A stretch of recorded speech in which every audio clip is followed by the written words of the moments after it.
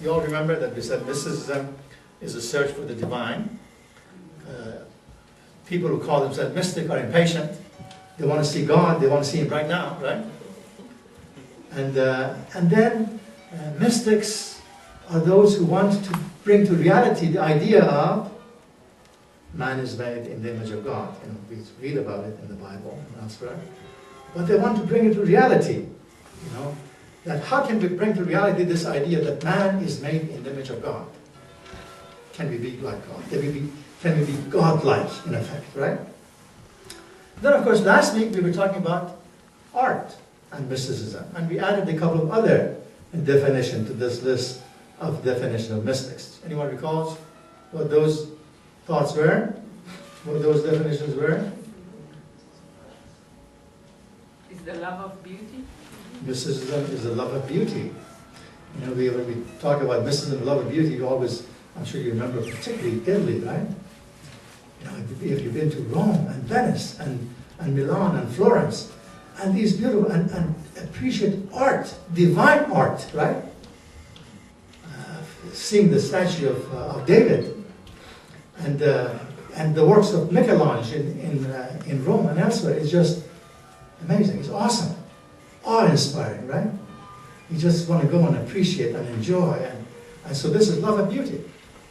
So that's also the definition we get. So we can also say that mysticism is an artistic expression of religion in the form of architecture, statues, sculpture, paintings.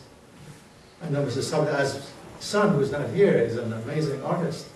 He was 18 or 17 when he started drawing those, painting those his beautiful vision of the faith, of our beloved faith. Drawing the painting, beautiful painting of Tyre and Mullah Hussein, the early believers. And so, you know, they made it to, I wish I'd brought some of those posters. And so this is an appreciation of the divine, being inspired by the divine, and all that.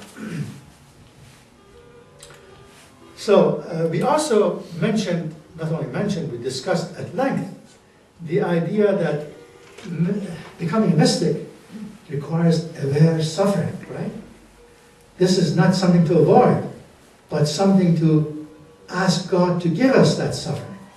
It is an aware suffering. It's a suffering to bring us closer to the divine. So we should not say, I don't want suffering, I don't want to suffer. No, we want to suffer. But that suffering is not cutting your finger or something, right? It is that I want to become one with the divine. I want to become one with God. So this path is difficult. It's not easy, and I want to be on that path. So we want to want it, right? We want to want it and appreciate it. Otherwise, we can't get there. Then we talked about the fact that mystic rituals, you know, may include singing and dancing and poetry reading, and devotionals and yoga and all of those. These are all mystic paths, right? So any of these things that you do, or gardening, right? You're all on the mystic path. You're all on the mystic path. You should all be on the mystic path.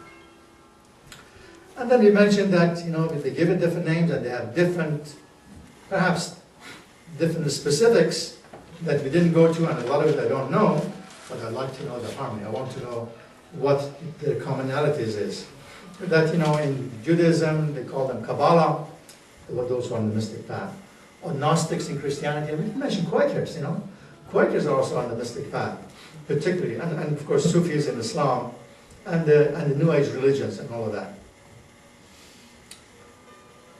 Now, with all that said, then I reflected and said that, how do I've read all of these definitions, I've studied all of those writings, but then how do I, at this point, attempt to personalize my understanding of mysticism?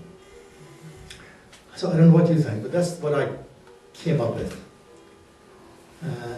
That a mystic is one who can internalize at least one of the attributes of God. A mystic is one, this list is too much, there's too many things.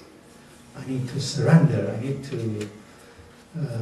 be compassionate and kind and generous and all. So I said, a mystic is one who can at least internalize one of these attributes of God. Because it's hard to work on all of them at the same time, isn't it? But if you work on one of them, so many attributes. Beauty and generosity and kindness and compassion and justice. And then say that, let me just focus on this one thing. Because if you focus on this one thing, then all of those things would come also together with it, right? But it makes it a lot easier, right? It's not that difficult. So, for me, maybe a little late, but I've started on the path of just focusing on one of them. Now, also have my blackboard. I thought about these attributes of God and attributes, and then I came up with sort of list. Now, a lot of these names some of you friends who are not Baha'is may not know a lot about the co-founders of the Baha'i faith, the Bab and Baha'u'llah, and then the eldest son of Baha'u'llah was Abdu'l-Baha, and then the guardian of the faith, Shoghi Effendi. But as I started thinking about the attributes of God, and of course Baha'u'llah, being the manifestation of God, has all of those attributes, but at least one of them came to my mind immediately, and I wrote it down. And so as I read them, I'd like you friends, don't be bashful. If one other attribute comes to your mind with conjunction with one of these manifestations or the followers, please go ahead and say it loud. So Mr. Usui can also hear it. So when I thought of Bab, he was sacrifice. Right? He gave his life, and he spent all that time being tortured and in persecution by the enemies of the faith. When I think of Baha'u'llah, I thought grandeur, majesty. And when you start reading the holy writings, the 100 volumes of Baha'u'llah, when you really put aside all of your prejudices and superstitions and dogmas and misunderstandings, how can you not say that this is the Word of God? This is the manifestation of God for this age. Who can bring so many beautiful writings for this age for us to read and digest and revitalize ourselves. Right? My first counsel is this: possess a pure, kindly, and radiant heart, that thine may be a sovereignty ancient, imperishable, and everlasting. Right? The beginning passage of the hidden words of Baha'u'llah. Abdu'l-Baha, when I think of him, perfection. Perfection. We know him as a perfect human being who has all these virtues, right? So if you can think about him all the time, if you can read his writings all the time, reflect on his writings all the time, then we'll be on the path to perfection, right? Perfection. And Shoghi Effendi. When I think of him, I think of perseverance. In spite of all the adversities, he built the administrative order of the Baha'i faith. He translated so many writings of Baha'u'llah into English language. And he beautified the gardens of Caramel. Basically, single-handedly. He worked 20 hours a day. 20 hours a day. He woke up 4 in the morning and went to bed at midnight. All the time working for the faith. And at the same time guiding the Baha'is all across the globe, so that we will not be divided like all the other religions, right? Because Baha'u'llah says that when religion should be a cause of love and unity, if it becomes a cause of division, what did he say? You're better off without it, right? If you have hundreds of denominations, it's not the same religion of Jesus or Muhammad or Moses anymore, right? It's divided. So he says that religion should be a cause of love and unity. And Shoghi Effendi made sure that that unity It would always be there. Then I thought about those letters of the living that we all know. Mullah Hussain was the first one who accepted the Bab. He was only 27. And from the moment he accepted the Bab, he went vigorously and fearlessly in teaching and spreading the faith, although he knew that he would be killed because of it, right? So, valor, when you think of Mullah Hussain, it's valor that I think of. And of course, so many other attributes. So I just wrote one of the first one that came to my mind. Tahira, the first woman who became Baha'i. And she gave her life as well. I think of her as a symbol of purity, right? Qudus, the young man of 22 who became the companion of the Bab and who also gave his life. I think of him as the symbol of devotion. And of course so many others, including Sulaiman Khan, Muhammad Ali. You know Muhammad Ali, the Anis, the companion of the Bab, who wanted to die with the Bab. And he said that just put me in front of the Bab so that the arrows and when they shoot, it would first come to my heart before it hits his. So, and of course Sulaiman Khan, who is the symbol of sacrifice, right? You all know the story of Sulaiman Khan, right? Who was one of those early believers in the Bab. When they came and they said that recant or we'll kill you, and he said, okay, kill me, but kill me the way that I want to be killed. And they said, how? He said, cut 9 holes in my body and put candles in it and light it and just take me around the bazaar and let me shout my love for the Bab, my love for this faith. The ultimate sacrifice, right? We have so many of those examples. 22,000 people who gave their lives in this fashion for this beloved faith, to ultimately bring unity and harmony to this divided world and to this divided fashion that we think about religion. And then I thought of some of the hands of the cause. You know, Khadem, the father of our auxiliary board member here. Have some of you seen Mr. Khadem? Anyone raise your hand? Some of you had seen Mr. Khadem. The father of this Khadem. You know, he was a hand of the cause. The Shoghi Effendi, the guardian of the Baha'i faith, chose 27 people in 1950s who were called hand of the cause to assist him, basically like his assistants, for propagation of the faith and for protection of the faith. So I just showed 4 of them. I just read 3 or 4.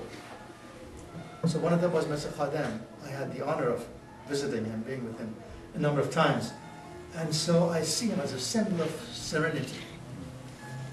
You know, when you saw Mr. Khadem come to an audience and speak, he would just tell us from his memory, passage after passage, from the writings of the Bab and Baha'u'llah.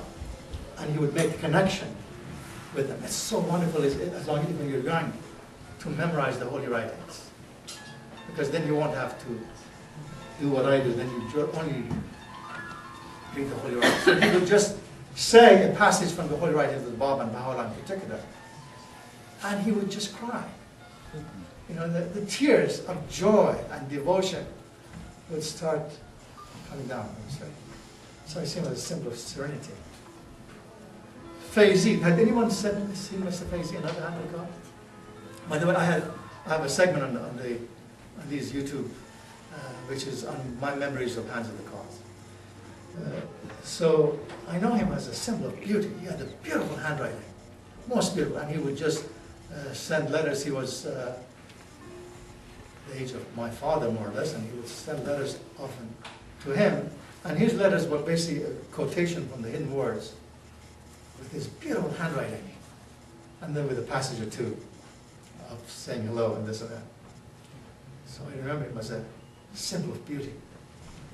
And Furutan has, I'm sure some of you have met Mr. Furutan. I know him in addition to his eloquence and all the other riches that he had, and of course, master of education, for his sense of humor. That's also an attribute of God. He had an amazing sense of humor. Shall I share with you one of those humor? I'll never forget. You know, he had another of the cause who was the oldest, who was the only one who had met Baha'u'llah. You know who he was? Of those 27? Mr. Samandari. It was Samandari. Mr. Samandari was a short man with a very loud and vigorous voice. And so he said that we went to Paris on a mission to visit Baha'is and elsewhere. And then one night the friends asked him to go to a circus. So they went together to a circus and were watching. So the lions came and the elephants came and this and that. And then these skimpy clad girls came who danced, right? So as soon as these girls come, Mr. Somebody would do his hand like this and just would hold it and then would ask Mr. Puritan, has the lions come yet? Has the lions come yet? That was one of the stories he shared, amongst thousands of beautiful stories that he shared. So, and then Muhajir, when you had Mr. Muhajir, you know, he was the symbol of service. I mean, all of these things, devotion and humility and service. You know, as soon as there was this 10-year crusade, the 10-year plan, 1953, Muhajir said, I have to go. And of course, this is a long story. To make it short, you know, the National Teaching and Pioneering Committee said, no, you're not ready yet. Finish your, he was at the last year of medical school. Finish your education. Have a few years of experience, then you can go pioneering. National Assembly said the same thing. He just couldn't wait. I mean, this was the last semester of his school. He finished school, but he kept saying, the world is sick. You asked me to go and just, you know, say that have this pill, have that pill. The world is sick. We have to go and spread the teaching of Baha'u'llah. This is more important than me practicing medical school and medicine. This was his vision. So we sent a cable to Shoghi Effendi. Please help me. I want to go pioneering. But everybody says I'm not ready. So Shoghi Effendi sent a short cable. 3 words. What do you think? Let Muhajir go. Let Muhajir go. And he went pioneering. But not the way I go pioneering. But the way he went pioneering. He went to Indonesia. Within a few years, there were 10,000 Baha'is. And National Spiritual Assembly of Indonesia. And then Philippines. And another work. So on. Oh, this is so beautiful. So anyway, and then I thought about the members of the first National Spiritual Assembly and the second National Spiritual Assembly and the LSA of Tehran. Most of them were executed, you know, after this revolution, right? After this revolution. And so all they had to do is say, I'm not a Baha'i. They would let them go. None of them did. They were tortured, they were executed brutally by the Islamic government of Iran. And of course, presently are Yaran, the 7 Baha'is who represent Baha'is. So they're all symbols of obedience, right? Total obedience to the faith. So I just wanted to share with you the story of mysticism, right? These are our mystics. These are some of our mystics in the beloved faith, in our beloved faith. Some of the names, I also have a section on YouTube, my memory of these martyrs. Some of them I knew, like, how many of you knew Mr. Mahmoudi and Mrs. Mahmoudi, who were members of National Assembly, who were executed? Such beautiful people. And Mr. Majzoub, the symbol of humility. He was a doctor of law, and just an amazing person. And Mrs. Nadiri, that beautiful woman, spiritual woman, descendant of Tahir, member of National Assembly. Mr. Tadimi and so many others. So, by the way, do you know that their names are also the attributes of God? You know, Baha'u'llah talks about Mahmud and Majzoub. and so on. So, and so before I go to this, let me also take advantage of showing you a photo. I told you to remember. Does anyone recall who this is?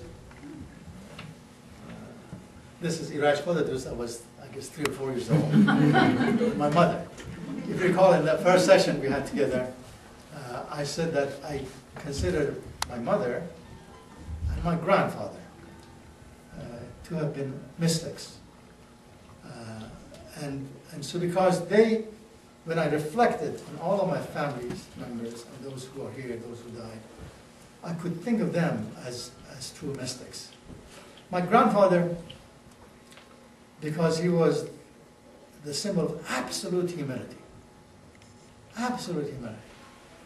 And total devotion.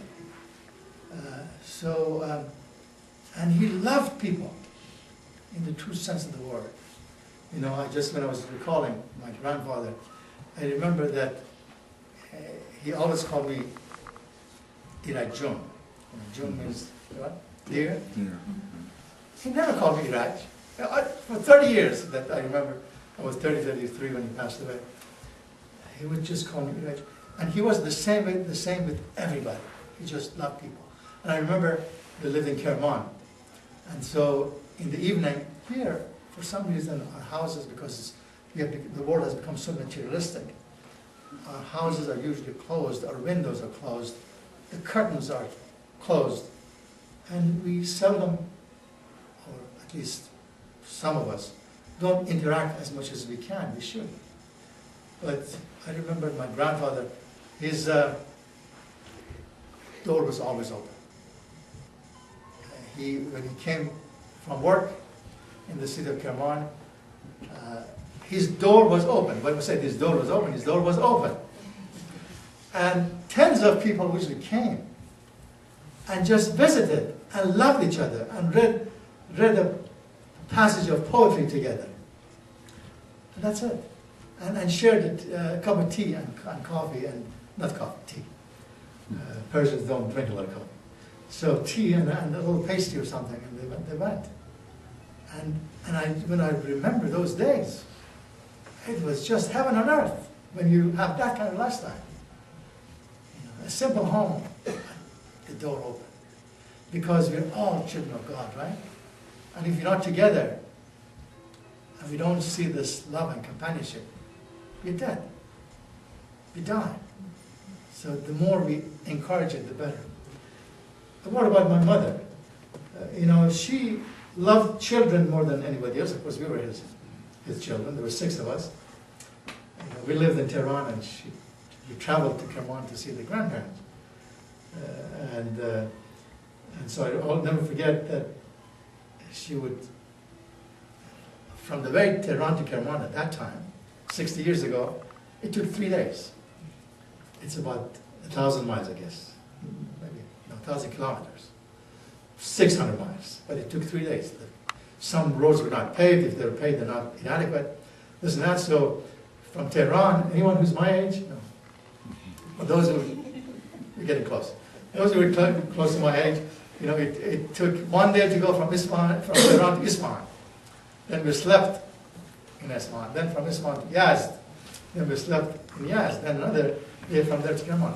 So whenever there was a rest break, we got off the bus, and she would take an inventory of all of us. 1, 2, 3, 4, 5, 6. And so make sure there are 6 of us. And sometimes you only remember, you know, we were teasing her, said, I'm missing, I'm not here. So she always wanted to make sure there are 6. And sometimes she miscounted. So she counted 5 and said, 1 is missing.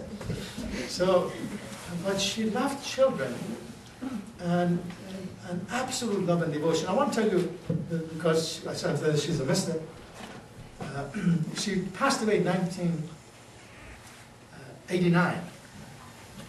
And I was still teaching in Clemson. And she, and my wife said, and I was reading her letter. She usually sent me a letter once a month or so. And she was a poet. There was always a poem with it. And I was reading that letter, and I started the poem. My wife came, and I found that she has passed away. But in that poem, she foresaw her passing. So that was her last letter to me, and in that poem, so I'll show you a couple of passages. It's in Persian. Then I'll have somebody translate it. She said, سحر شد چشم بگشودم نظر سوی خدا کردم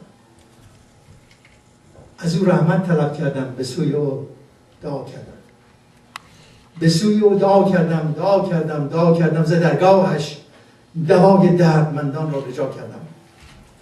Then she goes on for 20 lines, and then at the end she said, چه خوش بودم در آدم لیک افسوس آدم می دیدم منم یک ذره ناچیز و آرزوی لقا کردم. Anyway, she says in this poem that it was early dawn, and I started praying. And then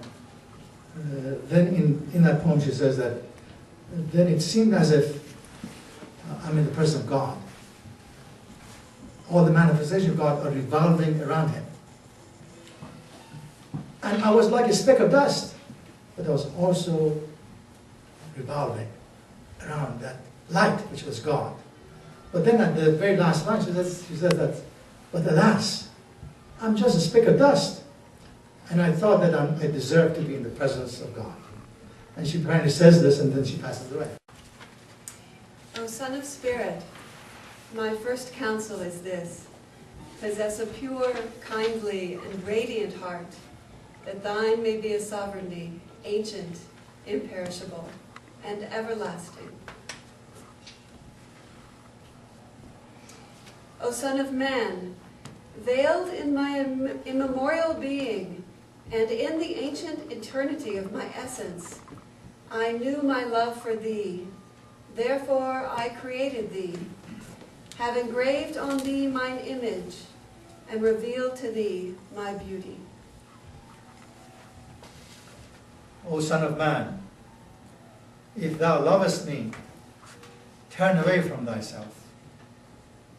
And if thou seekest my pleasure, regard not thine own, that thou mayest die in me, and I may eternally live in thee.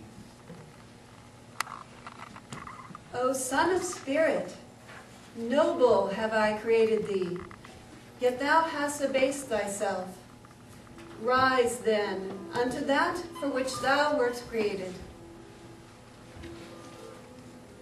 O Son of Spirit, vault not thyself over the poor, for I lead him on his way, and behold thee in thy evil plight, and confound thee for evermore. O Son of Being, how couldst thou forget thine own faults, and busy thyself with the faults of others? Whoso doeth this is accursed of me.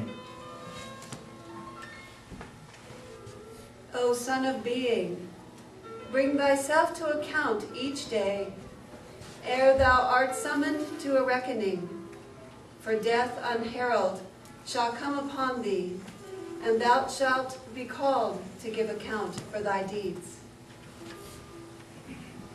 O Son of Man, sorrow not, save that thou art far from us. Rejoice not, save that thou art drawing near and returning unto us. O Son of Being, walk in my statute for love of me, and deny thyself that which thou desirest, if thou seekest my pleasure.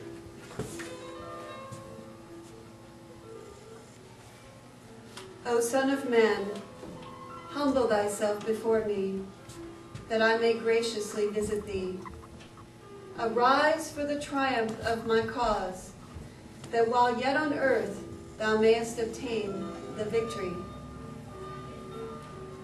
O Son of Man, for everything there is a sign. The sign of love is fortitude under my decree, and patience under my trials.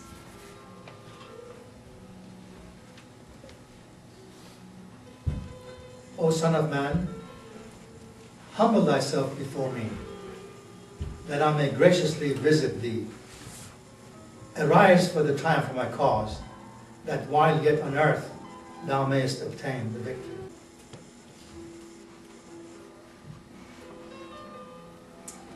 O Son of Man, should prosperity befall thee, rejoice not.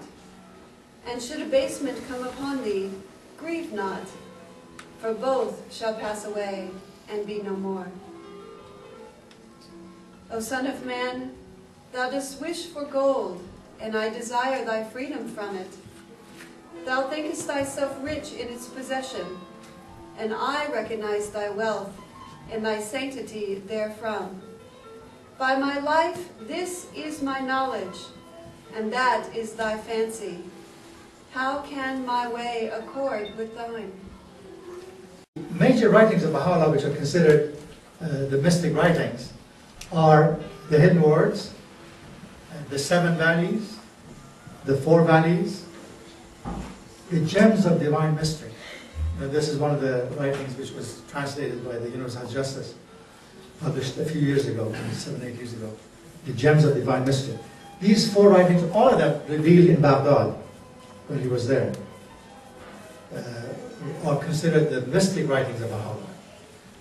But of course, many of the writings deals with the question of God and prophets and soul and life after death. So they're all mystic writings, whether it's from gleanings or tablets or the writings of Abdu'l-Baha, many of his talks, many of his tablets as well. So I'm going to share with you some of the specific passages that I think is important to have been shared today. How to reach God is, of course, first and foremost question. Baha'u'llah says, in gleanings, that he had endowed every soul with the capacity to recognize the signs of God. How could he otherwise have fulfilled his testimony unto men? He will never deal unjustly with anyone, neither will he task a soul beyond the power. So he says all of us have the capacity to know God. This is what Baha'u'llah tells us. The Bab tells us, no created thing shall ever attain its paradise until it appeareth in its highest prescribed degrees of perfection.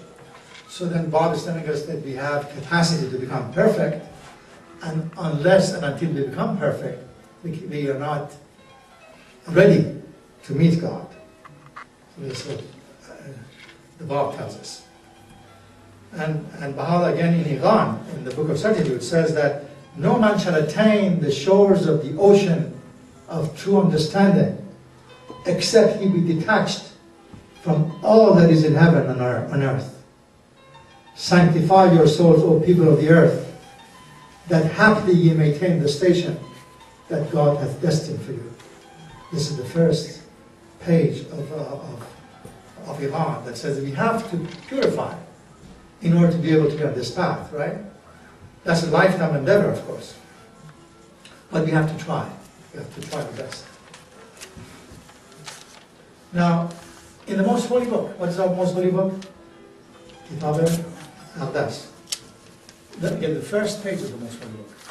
This is very important for us Baha'is to remember. He said, the first duty prescribed by God for his servants is the recognition of him who is the dayspring of his revelation, which means that at every age God sends a messenger. The messenger of God for this age is Baha'u'llah. The first duty of man is to recognize who that manifestation is.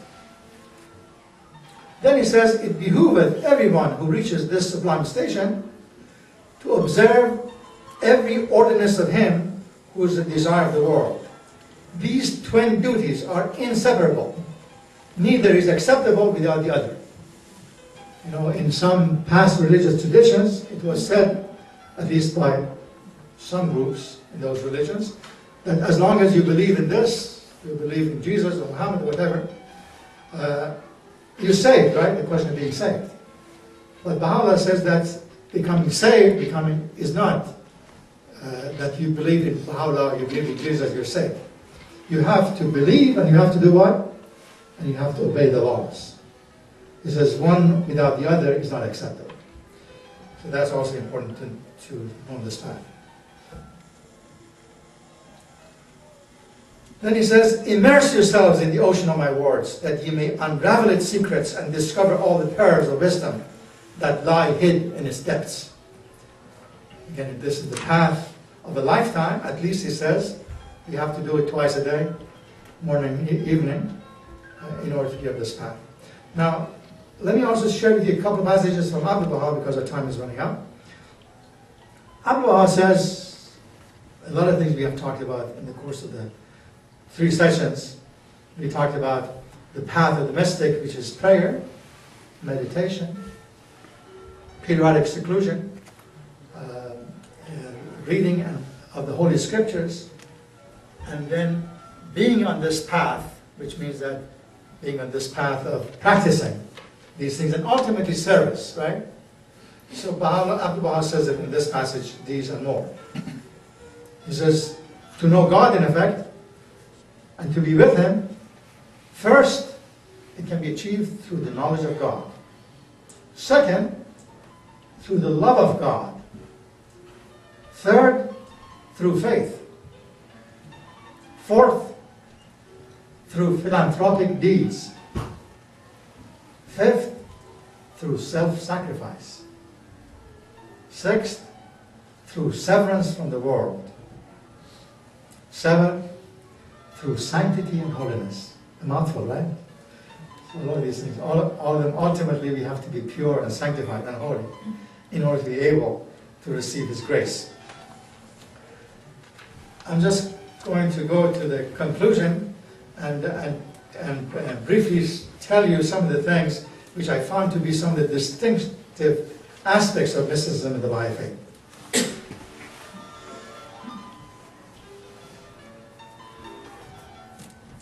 First, the definition of man by Baha'u'llah. You remember that definition of who is a human being? Who is a human being? Baha'u'llah says a human being is one who dedicates himself to the service of the entire humankind. That's the definition. A human being is one who dedicates himself to the service of the entire humankind. So we know our path. That is his definition. Then he says that Abdu'l-Baha interprets the writing, that we consider man the sum of all existing perfections. We have the ability to internalize all of these virtues. He said we consider men, human beings, to be the embodiment, the sum of all existing perfections. Then he says, both before, because we said that, well, we'll get there after we die, but then Abdu'l-Baha says, both before and after putting off this material form, there is progress in perfection. He only progresses in the state of humanity, but human perfections are infinite. So we are on this path of perfection. Isn't that a wonderful feeling to have? That we are children of God. We are on the path of perfection. We have the capacity to be on this path forever. That's a wonderful feeling, right? He says, Baha'u'llah again in the Gleanings, every man hath been and will continue to be able to appreciate the beauty of God. Had he not been endowed with such a capacity, how could he be called to account for his failure? Then he says, account each day are summoned to reckoning. He's in effect telling us, you have the capacity to be perfect, so if you are imperfect, you have to account for it.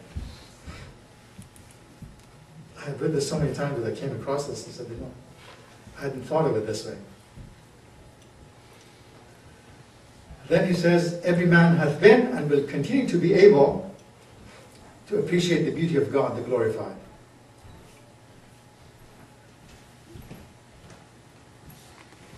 And then he says, the faith of no man can be conditioned by anyone except for himself. And this is the idea that in the Baha'i faith there is no preacher.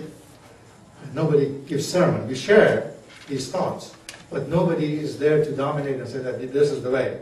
We all need to read the holy writings and understand it for ourselves. I had to leave without also saying some of the distinctions here. Let me just say this as well. That, in the Baha'i faith, man is not considered as an incarnation of God. He is not. The servitude and servant and God relationship always exists. He's the master, you're always the servant.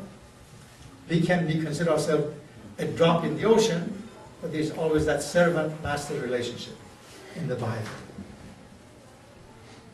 The other important thing we need to consider, that according to Baha'u'llah, man's knowledge of God comes through the manifestations of God.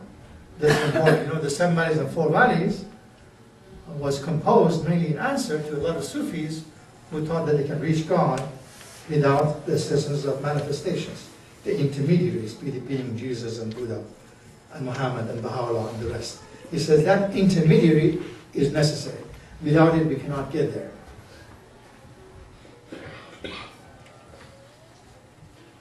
One more thing, friends.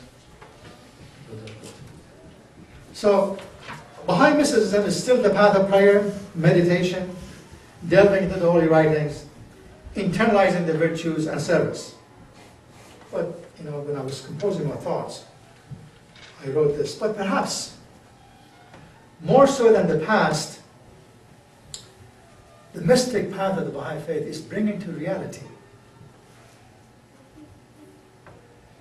all the different aspects of life on this earth, which means putting it to work in politics through clash of ideas for the good of mankind. And this is the Baha'i vision. Politics division, or politics in the Baha'i faith becomes a clash of ideas for the good of mankind. In economics, through equity, justice, avoiding extremes, and spiritualization of economics. This is the mystic path, right?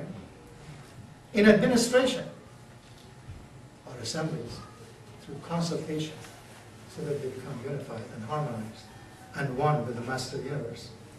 In work, because we consider work, it's worship in the spirit of service.